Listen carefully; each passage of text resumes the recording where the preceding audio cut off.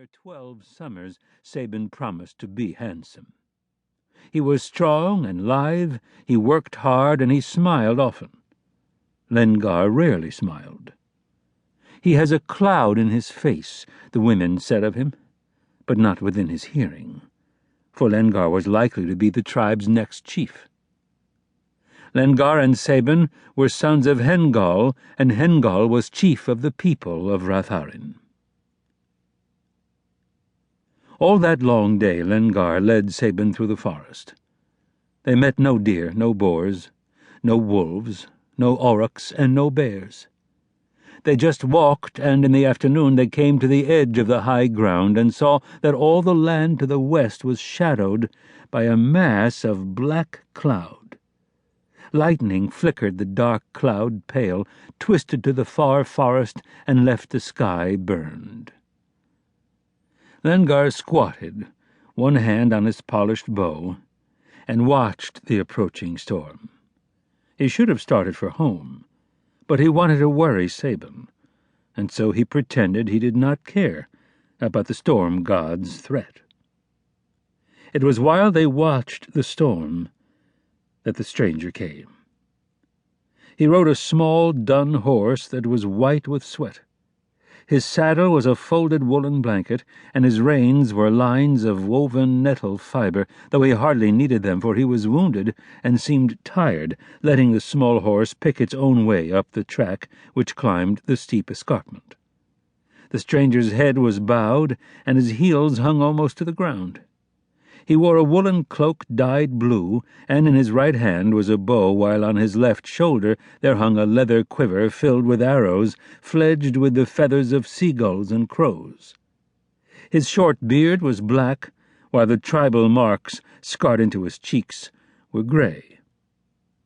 Lengar hissed at Saban to stay silent, then tracked the stranger eastward. Lengar had an arrow on his bowstring, but the stranger never once turned to see if he was being followed, and Lengar was content to let the arrow rest on its string. Saban wondered if the horseman even lived, for he seemed like a dead man slumped inert on his horse's back.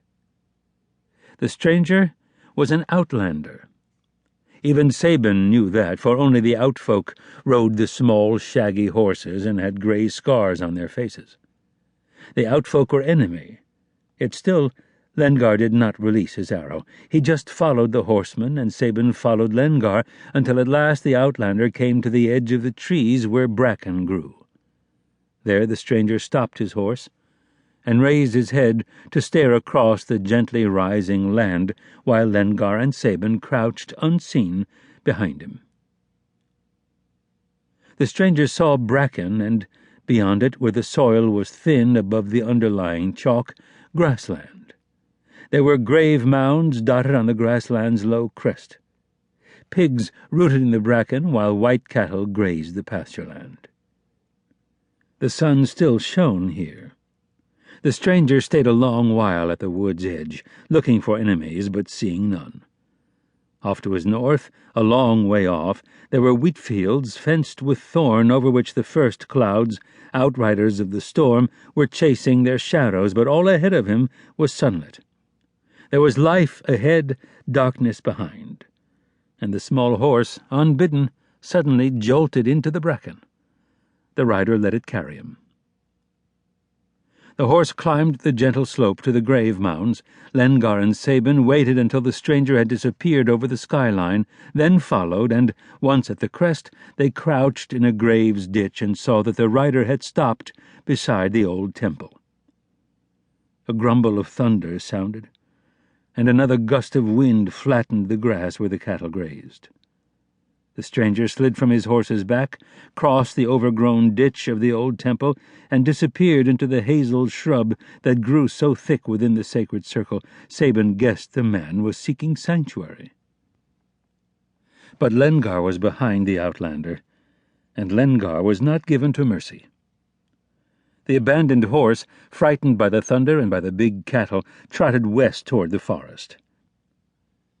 Lengar waited until the horse had gone back into the trees, then rose from the ditch and ran toward the hazels where the stranger had gone.